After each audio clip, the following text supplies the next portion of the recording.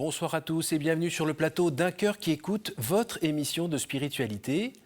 Aujourd'hui, je vous invite à découvrir le parcours singulier de Jean-Marie Dujardin. Bonjour Jean-Marie. Bonjour monsieur. Alors vous n'êtes pas venu tout seul, vous êtes venu avec un livre Oui. qui s'appelle « L'amour au ras des pâquerettes fait des miracles » aux éditions Peuple Libre. Voilà. Vous allez nous dire bientôt ce que ça signifie, même si on sent que l'amour, miracle, ça va être fort.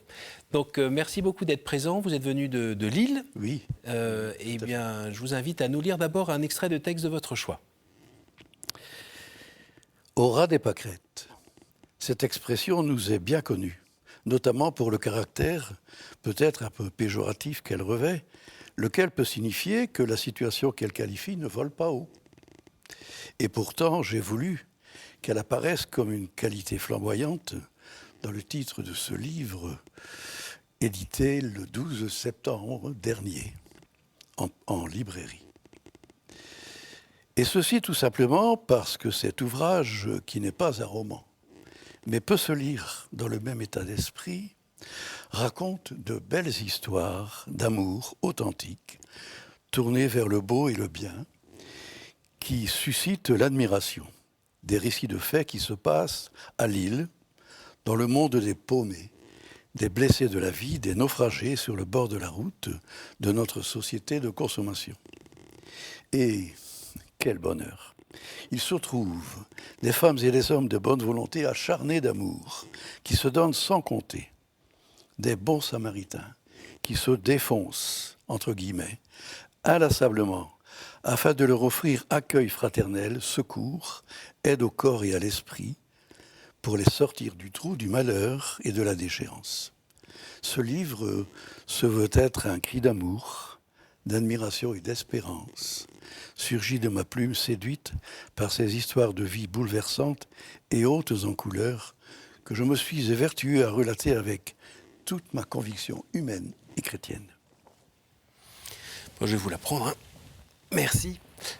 Donc vous êtes en train de nous dire que le monde n'est pas fichu, que tout n'est pas noir, que le mal n'a pas gagné ? Non, le mal n'a pas gagné. Et moi je pense justement au pape Jean-Paul II qui nous disait « N'ayez pas peur, n'ayez pas peur ». Je crois que Dieu est à l'œuvre dans les cœurs et que notre monde marche sur la tête, c'est évident, c'est affolant, c'est angoissant, mais il y a, Dieu merci, dans notre monde, dans la vie de tous les jours, c'est pour ça que ça s'appelle au ras des pâquerettes, des gens, une foultitude de gens, si vous me permettez l'expression, qui s'évertuent à aimer et qui font que notre monde est plus beau et qu'il est plein d'espérance, je crois. Alors, vous êtes un jeune homme de 85 ans. Voilà, Donc, voilà. la vie, vous connaissez un petit peu, Oui. Vous en avez vu pas mal, et Oui. alors vous êtes en train de nous dire, après toutes ces années, Oui. que l'espérance, c'est pas juste un mot. Ce n'est pas juste un mot, c'est quelque chose qui nous tient debout, qui nous fait marcher, et c'est un cadeau de la grâce de Dieu, je crois. Vous savez, moi, je suis le quatrième d'une famille de 9 enfants. Un père ouvrier d'usine. Et nous avons été habitués à être debout, à être courageux, à aimer le travail et à marcher sans regarder en arrière, à marcher dans la foi, l'espérance et dans l'amour aussi, bien sûr. Et alors la foi, vous baignez dedans à la maison Oui, je crois pouvoir dire que je suis tombé dedans quand j'étais petit. J'étais enfant de chœur à l'âge de 5 ans. Et puis alors j'avais une grand-mère extraordinaire, figurez-vous. Il n'y avait pas de vacances à l'époque, c'était juste après, c'était les années après-guerre. Et j'avais une grand-mère qui, pendant les vacances, m'emmenait tous les jours au chapelet, à l'église du village. Alors j'avais des petites jambes, j'avais un mal de chien à la suivre parce qu'elle marchait vite, grand-mère. Et alors, on priait le chapelet et ensuite il y avait les vêpres avec la bénédiction du Saint-Sacrement. Et c'était tous les jours pendant les vacances. Voilà, j'ai ce souvenir-là. Et donc elle a planté quelque chose là ? Ah oui, j'ai reçu un cadeau formidable. Elle m'a amené, comment dirais-je, par elle, le Seigneur m'a amené à la prière. Il m'a fait une grâce formidable. Alors, est-ce que, comme la majorité des gens, vous avez envoyé tout baldinguer vers 13, 14, 15 ans ? Ah non. Non. Non. non, non. C'est toujours resté accroché? Oui, oui. Parce que vous aviez déjà rencontré une personne dans le Seigneur? J'ai rencontré un homme formidable à l'école. J'étais gaucher. Je voulais absolument écrire de ma main gauche. Oui, Et alors, à c'est pas la l'époque, bonne époque, ça. Hein. et alors, on me dit, écris avec ta belle main, comme si elle était plus belle que l'autre. Bon, et j'ai eu un mal fou pendant des années à écrire de ma main droite, à tel point que j'étais le dernier de la classe.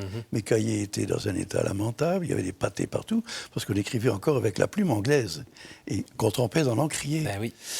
Et j'étais complètement découragé, complètement paumé. Mon père ne comprenait pas, il pensait que j'étais paresseux, alors il m'enguirlandait régulièrement. Et puis je suis tombé sur un instituteur. Au passage de classe, je suis arrivé dans la classe d'un instituteur que je voyais de temps en temps à la messe. Je ne savais pas qu'il était instit, d'ailleurs, et qui m'a pris en amitié. Il a vu ma détresse et il m'a dit, il a commencé à me donner il m'a proposé de me prendre en cours particulier après la classe. Et, comment dirais-je, c'était extraordinaire. Je me suis senti revivre. Hein. Et alors, à la fin de l'année scolaire en question, j'avais déjà beaucoup progressé.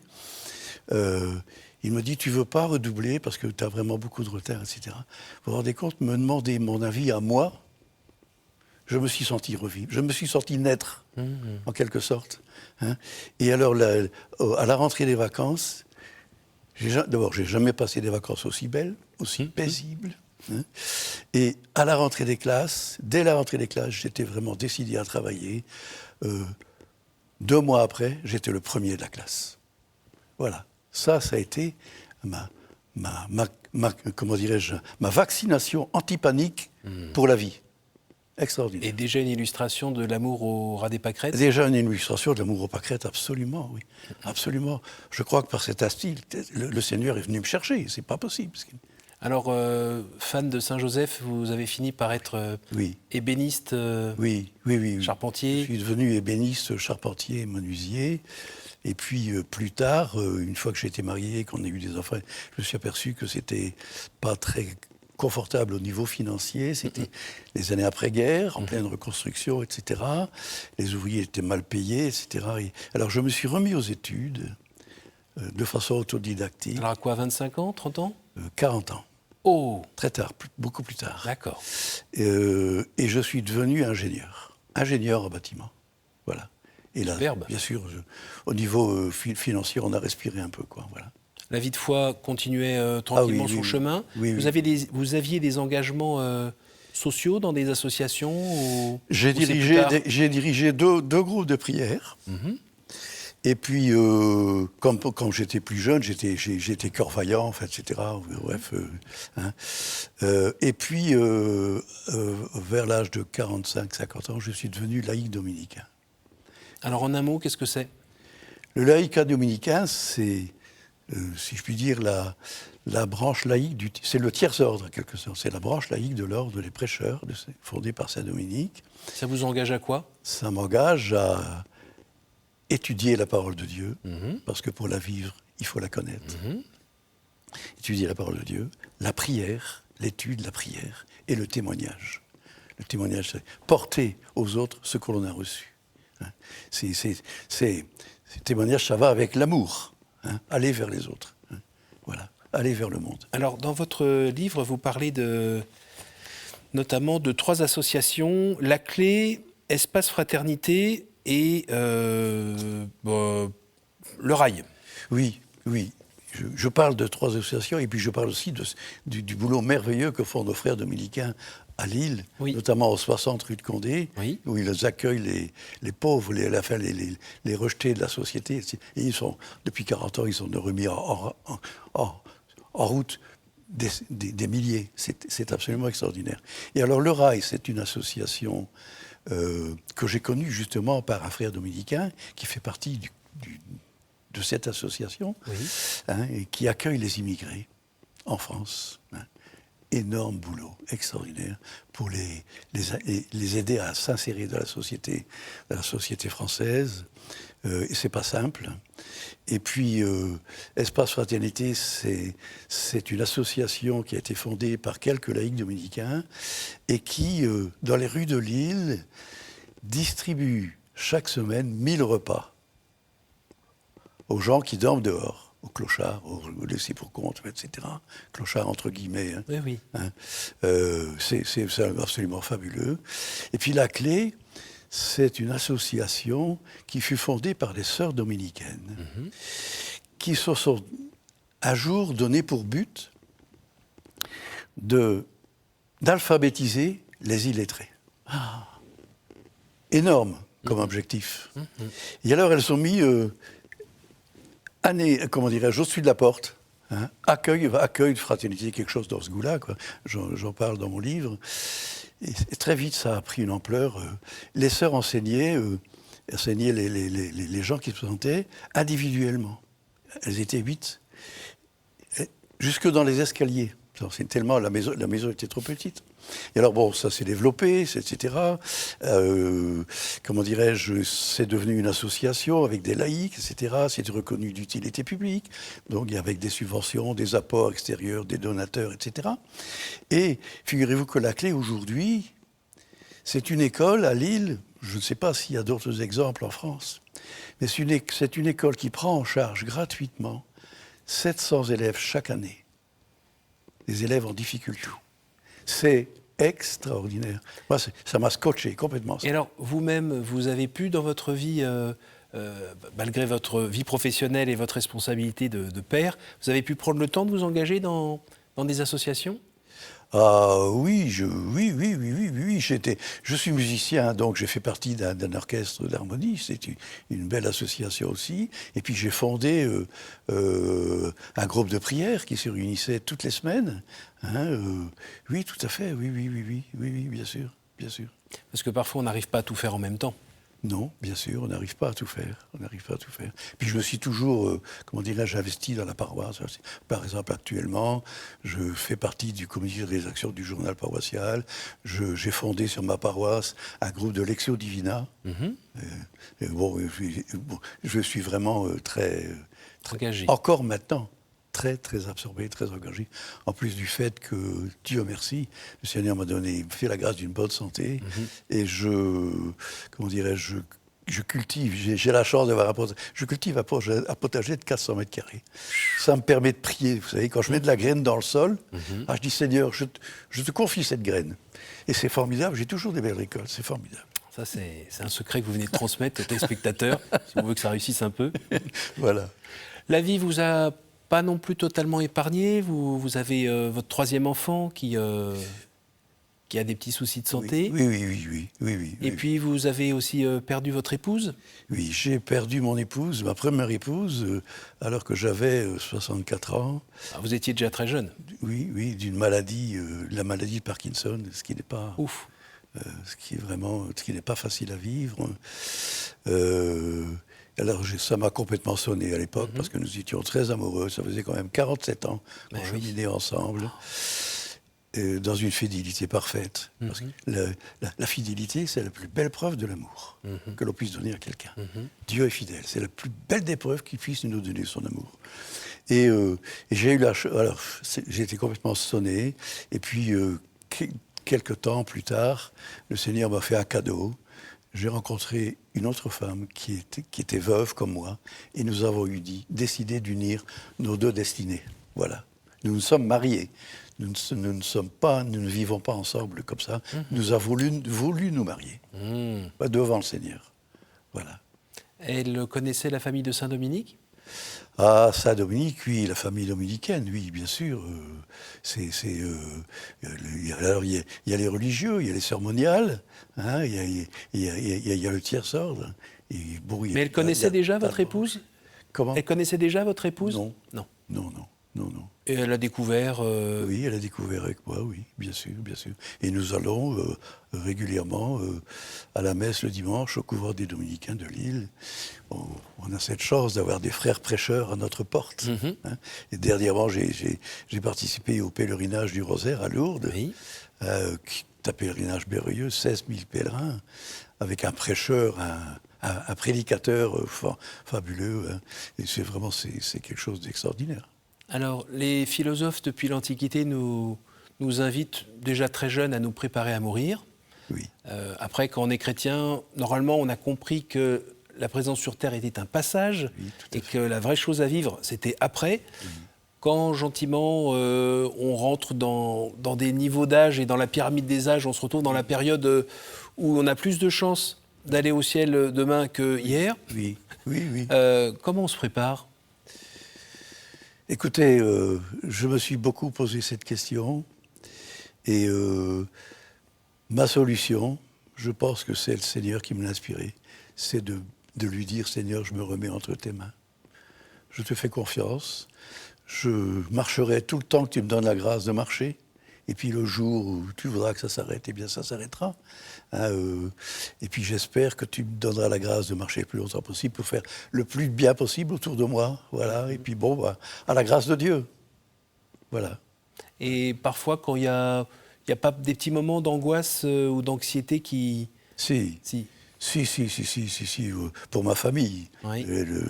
Vous savez, un papa, une maman, c'est toujours un peu tourmenté par les enfants. Ouais, toute la vie. Ça n'est pas simple. Ça ne s'arrête pas quand ils Ça quittent n'est la pas maison. simple. Non, bien sûr, ça n'est pas simple. Et oui, bien sûr. Il y a des moments où on a envie de laisser tomber les bras.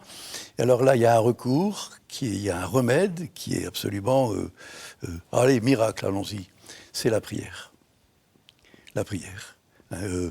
Comment dirais-je c'est un chemin, la prière. Pour moi, c'est le cordon ombilical qui me relie au Seigneur. Par Marie, avec les anges et les saints, etc. Mais vraiment, je pense qu'un chrétien, je ne sais pas qui est, je crois qu'il y a quelqu'un qui a dit ça. Un chrétien qui ne prie pas est un chrétien en danger. Je ne sais pas qui a dit ça, mais je crois que c'est vrai. Je crois que c'est vrai. Et pratiquement, vous priez comment ? Quand ? Où ? Alors, je dis mes laudes le matin, en union avec mes frères dominicains. Et je dis les vêpres le soir, en union avec eux aussi. Et puis, je médite mon chapelet tous les jours. Les mystères joyeux, lumineux, douloureux, glorieux, toute la semaine. Et puis, je dis mes oraisons, je prie les 7 Notre Père tous les jours, la prière de Sainte Brigitte. D'accord. Et puis je dis aussi le chapelet de Sainte Faustine. Voilà, j'ai des longs moments de prière tous les jours. Et Dieu merci, je trouve le temps, c'est formidable. Voilà. Alors, vous disiez au départ, vous êtes né dans une période où, un peu difficile pour la France, au sortir de la guerre. Oui. Vous avez vu pas mal de choses. Aujourd'hui, en allumant la radio, ça se tend un petit peu. C'est pas folichon. Hein. Alors, si on s'approche de vous comme l'ancien, celui qui a l'expérience, qui, on espère, a réussi à avoir un peu de sagesse, qu'est-ce que vous avez à nous dire sur la façon dont on peut vivre dans ce monde qui peut paraître un peu anxiogène pour certains ? Je crois qu'il faut aimer. Il faut aimer, envers et contre tout. Même si ça va mal, je pense qu'il ne faut pas tomber dans la désespérance.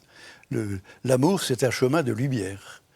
C'est un chemin de force de vie. Parce qu'il vient de Dieu, tout simplement. Dieu est amour. Voilà. Et contrairement à ce que beaucoup de gens croient, Dieu ne nous laisse pas tomber. Dieu aime le monde. Et je pense que ce n'est que là-haut que nous saurons en vérité à quel point nous sommes aimés. Je crois. Et alors, pratiquement, ça veut dire quoi, aimer ? Je dois aimer le crétin qui m'a fait une queue de poisson sur la route ? Je dois aimer le collègue qui me complique la vie ? Je dois aimer mon frère qui me casse les pieds ? Comment je fais ? Alors, ma façon de les aimer, c'est d'essayer de demander au Seigneur la grâce, qu'il me donne la grâce, de ne pas leur en vouloir, de ne pas avoir de ressentiment contre eux, de ne pas les juger.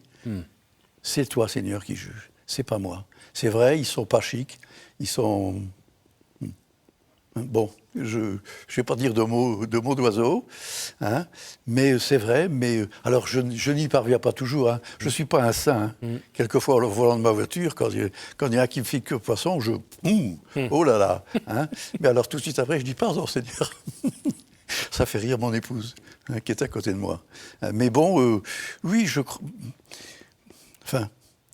moi, je crois vraiment que si on est dans la grâce que Dieu nous donne, parce que je crois qu'il la donne à tout le monde, hein, de marcher dans ses pas, je pense qu'il est toujours là. Il ne nous laisse jamais tomber. Ça, j'en suis. Et quand soi-même, en essayant de marcher dans ses pas, on se casse la figure, et même on se casse la figure toujours au même endroit, vous faites comment, vous, pour ne pas vous dire ouais, j'y arriverai jamais, je suis une bille. Oui, non, vous avez parfaitement raison de soulever ce point que j'expérimente régulièrement. Hein. Alors, je dis oui, Seigneur, c'est vrai. Je suis pas top, c'est vrai. Mais je sais que tu me relèves.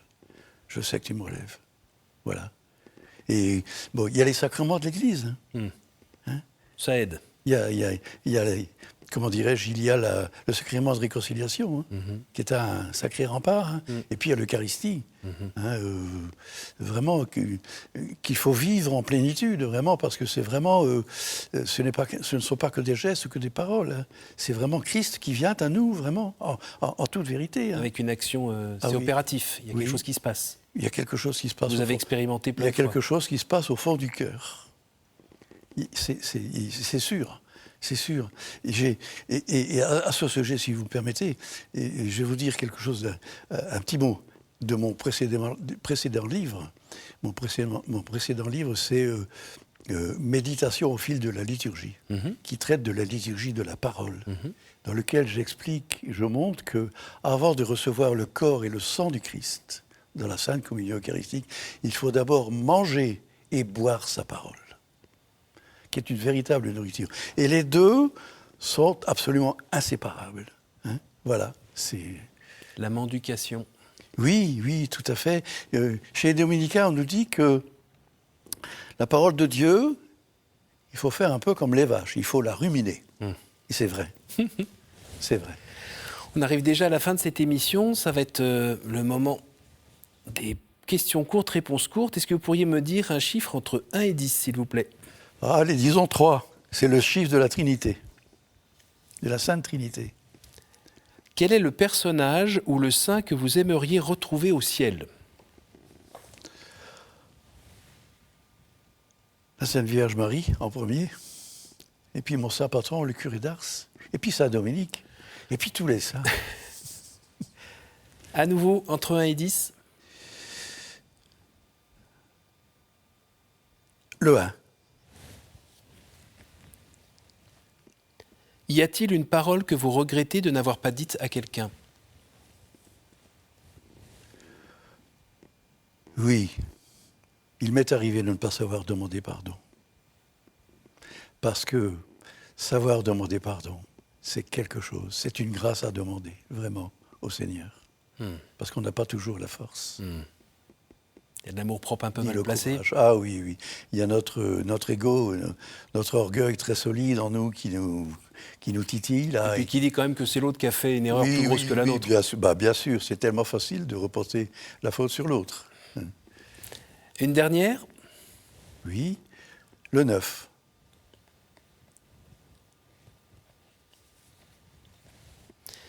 Si vous pouviez revenir en arrière et changer quelque chose dans votre vie, que feriez-vous ? Ah mon Dieu, je ne me suis jamais posé cette question. J'avoue que pour moi, c'est une colle.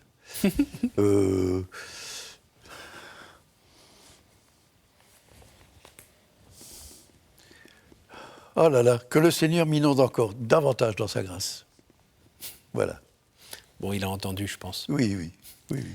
Écoutez, Jean-Marie, je vous remercie beaucoup d'être venu de Lille jusqu'à nous, nous partager cette paix qui vous anime et cet amour de la vie. Oui. Et puis tout ça, on sent bien que si ça tient, c'est parce que ça s'appuie sur le Christ. Bien sûr, tout à fait. Et puis il y a une corde qui est là le long du mur pour avancer, qui on va dire c'est Saint Dominique qui vous accompagne pour marcher. De temps en temps, la passerelle balance un peu, vous savez, Ouais, comme on- les passerelles qu'on on voit dans les pays, certains pays au-dessus des précipices. Oui. Là. Alors ça balance un peu, surtout quand il fait du vent, mais il faut s'accrocher.